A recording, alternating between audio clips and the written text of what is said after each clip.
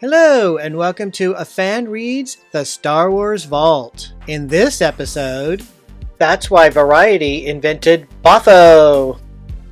In retrospect, it seemed the perfect marketing and distribution strategy. Open Star Wars on just 32 screens, mostly in large cities. Snag great reviews and news coverage of the long lines of enthusiastic fans, some already back for their third or fourth showings, and build the anticipation as the movie ever so slowly rolls out across North America. Of course, that was anything but the master plan. It was the result of theaters not booking a movie they didn't expect to sell many tickets, and many Fox executives, up to a month or so before the May 25 release, thinking that they had a disaster on their hands and reluctant to throw more money away by planning a massive marketing campaign. It's clear that this non-strategy actually helped the movie make the kind of inroads it did. Early viewers, especially, had their own sense of discovery before the media hype totally took over. It was a fairly quiet summer for major news stories, so as the movie kept opening on more screens, a month after its premiere it was still playing on only 100 screens. Revenge of the Sith, in startling contrast, opened on a phenomenal 9,400 screens. Local media often featured their town's opening on the front pages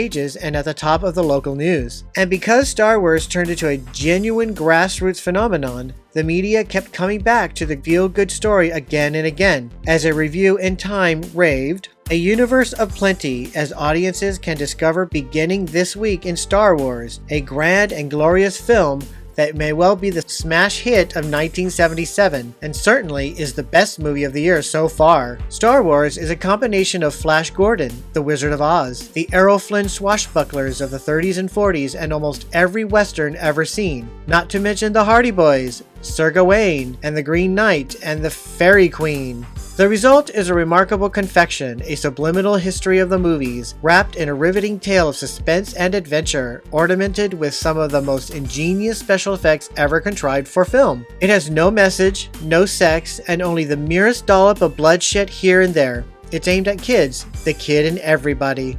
20th Century Fox and Lucasfilm didn't sit on their laurels. Money poured into large newspaper and radio ad campaigns along with some television spots. Within a month, scores of newspapers across the country ran front-page banner headlines to tout they're running a condensed serialization of the Star Wars novelization.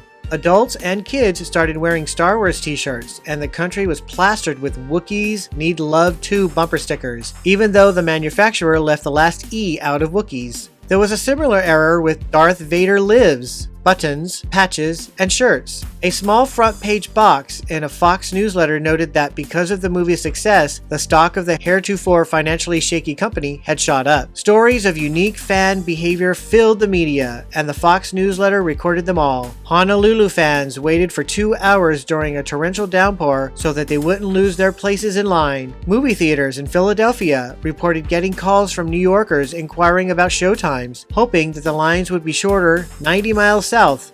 They weren't. An expectant mother called Fox and said that if her child was a boy, she'd name him R2-D2. Magazines started using Star Wars icons on their covers, even if stories inside had nothing to do with the movie. Cartoonists found humor in the sudden craze. The movie that George Lucas feared would be the end of his career had clearly tapped into something in the American psyche. To date, the first movie in the 6-film saga has sold 461 million in tickets just in the US and Canada. Adjusted for ticket price inflation, that number soars to $1.17 billion, second only to Gone with the Wind. That's it for now. Thank you for watching A Fan Reads The Star Wars Vault.